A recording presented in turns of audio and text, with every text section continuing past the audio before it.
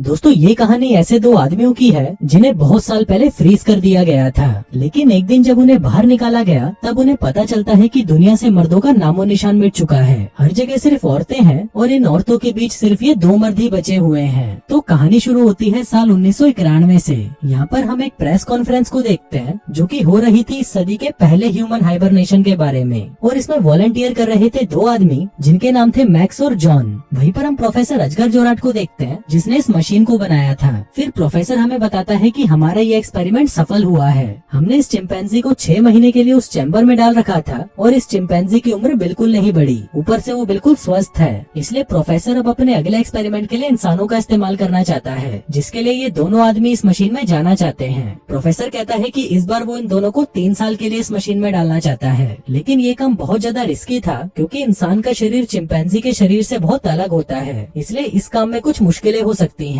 लेकिन इस सब के बाद भी मैक्स और जॉन इस मशीन में जाने के लिए तैयार थे। आगे उस मशीन को चालू किया जाता है और मैक्स और जॉन को उस मशीन के अंदर डाला जाता है। अब धीरे धीरे वक्त बीतता है और देखते ही देखते 50 साल बीत जाते हैं। आगे उस मशीन को खोला जाता है और मैक्स और जॉन को बाहर निकाला जाता है। उनके बाहर आते ही हम देखते हैं कि इन दोनों की उम्र थोड़ी भी नहीं बढ़ी। जिस उम्र में इन दोनों को उस मशीन में डाला गया था अभी भी इनकी उम्र वो ही है। अब इनको भूख लगी थी तो 3 लड़कियां इनके लिए खाना लेकर आती हैं। अब इतने सालों से इन दोनों ने कुछ नहीं खाया था तो ये लोग खाने का स्वाद भी भूल चुके थे। आगे मैक्स कहता है कि मैंने मशीन के अंदर एक शराब की बोतल और एक बीड़ी का बंडल छुपा के रखा था और अब उसको बाहर निकालने का वक्त आ चुका है। जिसके बाद वो अपना सामान बाहर निकालता है और वो दोनों वहीं पर बीड़ी जलाकर पीने लगते हैं। लेकिन जैसे ही वहाँ पर धुआं फैलता है हर जगह पर अलार्म बजने लग जाता है। इसी दौरान वहाँ पर 2 औरतें आती हैं और आग को बुझाने लगती हैं। थोड़ी देर बाद वहाँ पर डॉक्टर ब्लॉन्ड नाम की एक औरत आती है और उनको बताने लगती है कि प्रोफेसर अजगर जोराट अब मर चुके हैं। अभी सुनकर वो दोनों हैरान हो जाते हैं। डॉक्टर ब्लॉन्ड कहती है कि यहाँ पर एक महायुद्ध हुआ था और इस युद्ध में कुछ ऐसा हुआ कि इस धरती के सारे मर्द उसमें मारे गए। अब धरती पर सिर्फ औरतें ही बची हैं और तुम लोग भी इसलिए बच गए क्योंकि तुम इस मशीन में बंद थे। अब इस बात को सुनकर ये दोनों बौखला जाते हैं और वहाँ से भागने लगते हैं। लेकिन जैसे ही वो बाहर के दरवाजे को छूते हैं उन्हें बिजली का एक जोर का झटका लगता है और वो नीचे गिर जाते हैं। आगे जॉन इस बारे में सोचने लगता है और वो मैक्स से कहता है कि सब कुछ ठीक है क्योंकि हम 50 साल से इस मशीन के अंदर थे इसलिए हमें ये सब लग रहा है, जबकि ऐसा कुछ भी नहीं है। मैक्स कहता है कि भाई तू बिल्कुल ठीक कह रहा है, अगर इस धरती पर मर्द ही नहीं है तो हमारी जनरेशन आगे कैसे बढ़ रही है।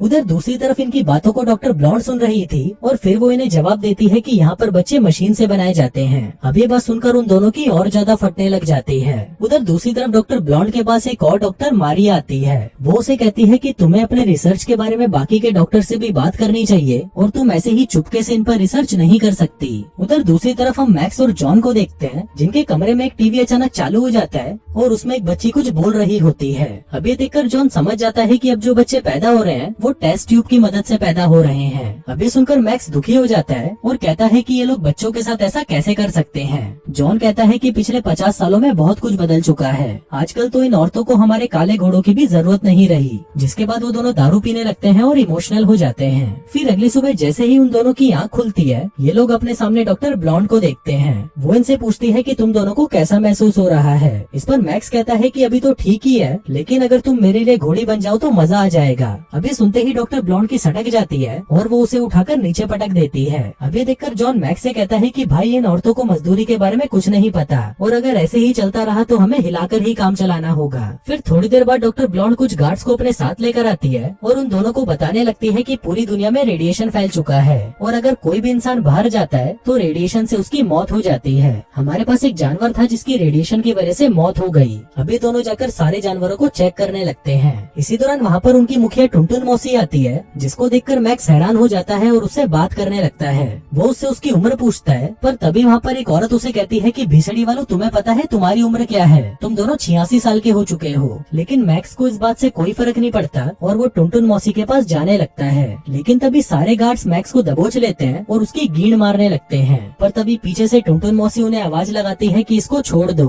आगे मैक्स उसे कहता है कि तुम लोग हमसे झूठ क्यों बोल रहे हो, यहाँ पर क्या हुआ था और सारे मर्द कहाँ चले गए। तभी टुनटुन मौसी उन्हें सारी बातें बताती है और कहती है कि ये गलती उस प्रोफेसर अजगर जोराट की थी। उसने एक ऐसी मशीन बनाई जिससे वो चाहता था कि मर्दों की उम्र ना बढ़े, लेकिन बाद में उसी मशीन ने उन सभी मर्दों की जान ले ली। अभी सुनते ही जॉन कहता है कि ऐसे कैसे हो सकता है, हम लोग तो अभी भी जिंदा है और अगर तुम चाहो तो हम दोनों तुम्हारी मदद कर सकते हैं। हम तो अब सभी की ठुकाई करके बच्चे भी पैदा कर सकते हैं। लेकिन ये सुनते ही टुनटुन मौसी गुस्सा हो जाती है। इसी दौरान उसकी नजर एक पेड़ पर पड़ती है जिस पर थोड़ी देर पहले तक तो 2 सेब लटके हुए थे, लेकिन ये चूतिए उन्हें तोड़कर खा गए। ये देखकर टुनटुन मौसी उन्हें कहती है कि तुम्हें पता है ना बाइबल में क्या हुआ था, सारी लड़ाई एक सेब की वजह से हुई थी और तुम लोग वो सारी चीजें वापस शुरू कराना चाहते हो। जिसके बाद वो उन दोनों को कुत्ते की तरह मारकर एक कमरे में बंद करवा देती है। अब मैक्स यहाँ पर रोने लग जाता है क्योंकि उसने पहली बार औरतों से मार खाई थी, पर इस पर जॉन उसे समझाने लगता है कि भाई तुम चिंता मत करो, हम लोग जल्दी ही यहाँ से निकल जाएंगे और मुझे पूरा भरोसा है कि यहाँ के बाहर भी एक दुनिया होगी। उधर दूसरी तरफ हम डॉक्टर ब्लॉन्ड को देखते हैं जो कि सोच रही थी कि घोड़ी बनकर कैसा लगता होगा। अब इसका पता लगाने के लिए वो सबसे ज्यादा उम्र वाली एक औरत के पास जाती है और उसे कहती है कि आपकी इमारत पर तो बहुत मजदूरों ने काम किया होगा, इसलिए मुझे ये बताओ कि मजदूरी करके कैसा लगता है।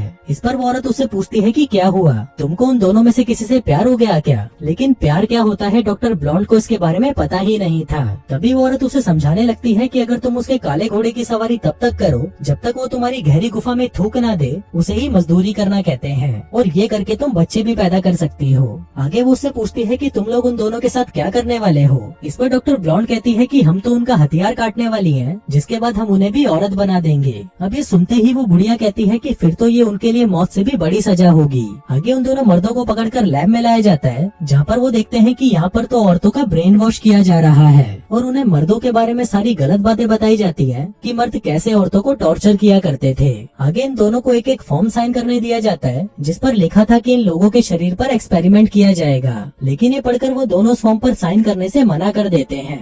थोड़ी देर बाद उनके ऊपर की सीलिंग खुलती है जहाँ पर बहुत सारी औरतें बैठी हुई थी। दरअसल ये औरतें यहाँ पर फैसला करने आई थी कि इन मर्दों के साथ क्या करना चाहिए, लेकिन ये सुनते ही वो दोनों वहाँ से भाग जाते हैं। फिर रास्ते में इन्हें 2 औरतें नजर आती हैं जिनको देखते ही ये दोनों उन पर टूट पड़ते हैं और उन्हें पकड़कर चूसने लग जाते हैं। उधर वो सारी औरतें मिलकर ये फैसला करती हैं कि अब इन दोनों मर्दों पर एक्सपेरिमेंट्स किए जाएंगे। दूसरी तरफ वो दोनों भागते हुए नीचे पहुंच जाते हैं जहाँ पर उनको एक अंडरग्राउंड रास्ता नजर आता है जिसकी मदद से वो दोनों नीचे पहुंच जाते हैं। फिर बाहर आते ही इनको वहाँ पर एक शराब की बोतल मिलती है और उसके साथ एक न्यूज़पेपर भी जिसमें लिखा था कि 1993 में एक ऐसा हादसा हुआ था जिसमें सारे मर्द मारे गए। इसी दौरान वहाँ पर उनको पकड़ने के लिए गार्ड्स पहुँच जाते हैं जिनको देखते ही वो वहाँ से भागकर एक टनल की मदद से बाहर आ जाते हैं। फिर बाहर आते ही इन्हें वहाँ पर बहुत सारी औरतें दिखाई देती हैं जो कि पार्टी कर रही थी। दरअसल ये औरतें बागी थी जो इनकी लीडर टुनटुन मौसी के नियमों को नहीं मानती थी। अब वो दोनों ये सब देख ही रहे थे कि तभी वहाँ पर गार्ड्स आ जाती हैं और इन दोनों को दबोच लेती हैं। वहीं नीचे भी वो औरतें गार्ड्स को देखकर डर जाती हैं और वहाँ से भागने लगती हैं। अब इसी भगदड़ का फायदा उठाकर मैक्स और जॉन भी गार्ड्स को चकमा दे देते हैं और वहाँ से भाग जाते हैं। लेकिन भागते भागते ये लोग एक लिफ्ट में पहुँच जाते हैं और वहाँ पर देखते हैं डॉक्टर ब्लॉन्ड को, जिसको देखकर ये दोनों डर जाते हैं। पर तभी डॉक्टर ब्लॉन्ड उनको समझाती है कि अगर तुम लोग बाहर गए तो जिंदा नहीं बचोगे। इस पर वो दोनों उसे कहते हैं कि हमको चूतिया मत बनाओ। तभी डॉक्टर ब्लॉन्ड उन दोनों को एक मशीन के पास लेकर जाती है और उन्हें उससे बाहर देखने के लिए कहती है। फिर उस मशीन से देखने पर उनको पता चलता है कि बाहर हर जगह तबाही मची है और कोई भी इंसान बाहर जिंदा नहीं रह सकता। इसके साथ साथ डॉक्टर ब्लॉन्ड उनको बाहर रेडिएशन भी दिखाती है कि बाहर का रेडिएशन लेवल कितना ज्यादा है और इसी रेडिएशन की वजह से सारे आदमियों की मौत हुई थी। लेकिन उसकी ये बात ये दोनों गधे नहीं मानते और कहते हैं कि हम तो बाहर जाकर मरना पसंद करेंगे, जो कहकर वो वहाँ से चले जाते हैं। लेकिन डॉक्टर ब्लॉन्ड कहती है कि मैं तुम्हें ऐसे मरता हुआ नहीं देख सकती, जो कहकर वो वहाँ पर गार्ड्स को बुला लेती है। तभी गार्ड्स आकर उन्हें वहाँ से ले जाने लगते हैं। अब वो दोनों डॉक्टर ब्लॉन्ड को गालियाँ देने लगते हैं और कहते हैं कि तुम बहुत खुदगर्ज लड़की हो। इसी दौरान डॉक्टर ब्लॉन्ड के पास 2 गार्ड्स आती हैं और उन्हें बताने लगती हैं कि तुम्हारा प्रमोशन कर दिया गया है। साथ ही वो उसे ये भी कहती है कि इन दोनों मर्दों को वांटेड घोषित किया गया है और अब जल्दी ही इनको ऑपरेशन करके लड़की में बदल दिया जाएगा। लेकिन इससे पहले डॉक्टर्स को तुम्हारी रिसर्च की जरूरत है, क्योंकि इन दोनों मर्दों के साथ सबसे ज्यादा तुम ही रही हो और तुम्हारे रिसर्च के आधार पर ही इन दोनों मर्दों को औरतों में बदला जाएगा। लेकिन तभी हम देखते हैं कि डॉक्टर ब्लॉन्ड को ये चीज अच्छी नहीं लग रही थी और वो नहीं चाहती थी कि इन दोनों को औरतों में बदला जाए। उधर दूसरी तरफ हम मैक्स और जॉन को देखते हैं जिनको लैब में ले जाया जा रहा था।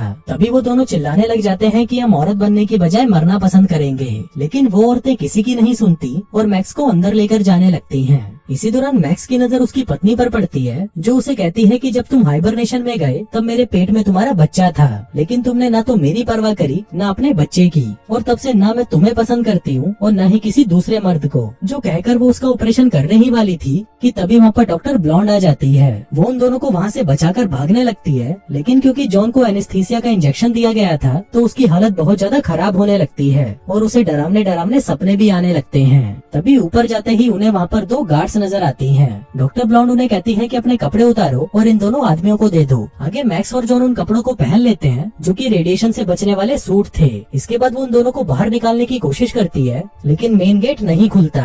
डॉक्टर ब्लॉन्ड गार्ड से पूछती है कि ये खुल क्यों नहीं रहा, जिस पर वो दोनों से कहती हैं कि इसका पासवर्ड सिर्फ हमारे लीडर को ही पता है। अब ये देखकर मैक्स को बहुत गुस्सा आ जाता है और वो टुनटुन मौसी को गालियाँ देने लगता है। कहता है कि भीसड़ी वाली टुनटुन गींड मरा, और तभी हम देखते हैं कि वो दरवाजा खुल जाता है, जिसका मतलब था कि दरवाजे का पासवर्ड गाली था। आगे डॉक्टर ब्लॉन्ड उन दोनों को अकेले बाहर नहीं भेजना चाहती थी, इसलिए वो डिसाइड करती है कि वो भी उन दोनों के साथ जाएगी। जिसके बाद वो भी रेडिएशन सूट पहनती है और वो सभी ऊपर चले जाते हैं। फिर ऊपर जाकर वो देखते हैं कि हर तरफ तबाही मची हुई है और सब कुछ बर्बाद हो चुका है। लेकिन मैक्स जैसे ही आगे बढ़ता है वो एक पर्दे से जाकर टकरा जाता है। इसके बाद वो अपना चाकू निकालता है और उस पर्दे को काट देता है। आगे वो पर्दे से बाहर निकलते हैं और देखते हैं कि बाहर तो सब कुछ नॉर्मल है और अब तक जो ये लोग देख रहे थे वो बस एक नाटक था। फिर ये लोग चारों तरफ घूमने लगते हैं और इसी दौरान उन्हें एक बीच नजर आता है, जिसको देखकर ये बहुत खुश हो जाते हैं। लेकिन थोड़ी देर बाद उन सभी की ऑक्सीजन कम होने लगती है। पर तभी मैक्स अपना सूट उतार देता है और देखता है कि यहाँ पर कोई भी रेडिएशन नहीं है। वो भीसड़ी वाली टुनटुन मौसी इन दोनों के साथ बाकी सभी औरतों को भी बेवकूफ बना रही थी। फिर थोड़ा और आगे बढ़ने पर उन्हें वहाँ पर एक बड़ा सा घर दिखाई देता है। वो लोग उस घर के अंदर जाते हैं जहाँ पर उन्हें बहुत सारा खाना मिलता है। थोड़ी देर बाद वहाँ पर एक गार्ड एमा आ जाती है और उन्हें कहती है कि तुम लोगों को गिरफ्तार किया जाता है। पर इसी दौरान उसके सूट में ऑक्सीजन कम होने लगती है और वो वहीं पर गिर जाती है। तभी जॉन उसे उठाकर घर के अंदर ले जाता है और उसका सूट उतारने लगता है। लेकिन फिर जैसे ही एमा की आँख खुलती है वो जॉन के ऊपर चिल्लाने लगती है। इसी दौरान गलती से उनसे टीवी का रिमोट दब जाता है और तब उन्हें पता चलता है कि लीडर ने हर जगह ये अफवाह फैला दी है कि डॉक्टर ब्लॉन्ड की मौत हो चुकी है। जिसके बाद वहाँ पर 2 औरतों को दिखाया जाता है और कहा जाता है कि ये दोनों मैक्स और जॉन हैं, जिन्हें ऑपरेशन करके औरत बना दिया गया है। अब ये लोग ये सब देख ही रहे थे कि तभी उन्हें एहसास होता है कि बाहर से कोई आ रहा है और ये लोग जल्दी से जाकर छुप जाते हैं। इसी दौरान वहाँ पर लीडर टुनटुन मौसी आ जाती है और तब जाकर इन्हें पता चलता है कि ये घर टुनटुन मौसी का है। लेकिन तभी टुनटुन मौसी अपने घर की हालत को देखकर समझ जाती है कि यहाँ पर कोई और भी है। फिर जैसे ही वो अलमारी को खोलती है तभी मैक्स और जॉन उसे दबोच लेते हैं और तभी उन्हें पता चलता है कि टुनटुन मौसी कोई औरत नहीं बल्कि मर्द है। अब ये देखकर वो दोनों हैरान हो जाते हैं और उसे कहते हैं कि भीसड़ी के तू चाहता क्या है और क्यों कर रहा है ये सब। तब वो आदमी अपनी सारी सच्चाई बताता है कि 20 साल पहले मैं इस धरती पर इकलौता मर्द बचा था, लेकिन ये भीसड़ी वाले मुझे भी लड़की बनाना चाहते थे, इसलिए मैं खुद ही मेकअप करके और संतरे लगाकर औरत बन गया। जिसके बाद मैं उनके साथ ही रहने लगा और एक वक्त बाद मुझे यहाँ का लीडर बना दिया गया। मैक्स और जॉन उसे कहते हैं कि तुमने उन औरतों को बताया क्यों नहीं कि बाहर रेडिएशन जैसा कुछ नहीं है। जिस पर लीडर कहता है कि पहले तो यहाँ पर बहुत रेडिएशन था, लेकिन धीरे धीरे रेडिएशन खत्म होने लगा। इसके बाद मेरी ही हिम्मत नहीं हुई कि मैं इनको सब कुछ सच बता पाऊँ, क्योंकि ये औरतें बहुत खतरनाक हैं। आगे मैक्स और डॉक्टर ब्लॉन्ड वहाँ पर मजदूरी करने लग जाते हैं और वहीं जॉन और एमा भी उनको देखकर शुरू हो जाते हैं। फिर अगले दिन वो दोनों उस लैब में पहुंच जाते हैं जहाँ पर बच्चों को बनाया जाता है। जिसके बाद वो उनके फॉर्मूले में अपनी प्यार की निशानी डाल देते हैं ताकि अगली बार जब इन बच्चों को बनाया जाए तो उनमें मर्द भी पैदा हो। जिसके कुछ सालों बाद हम देखते हैं कि जब बच्चे पैदा होते हैं तो वहाँ पर नर्स देखती है कि उनमें एक मर्द भी पैदा होता है। अब ये देखकर उस नर्स की फट जाती है और दोस्तों इसी के साथ ही ये कहानी यहीं खत्म हो जाती है।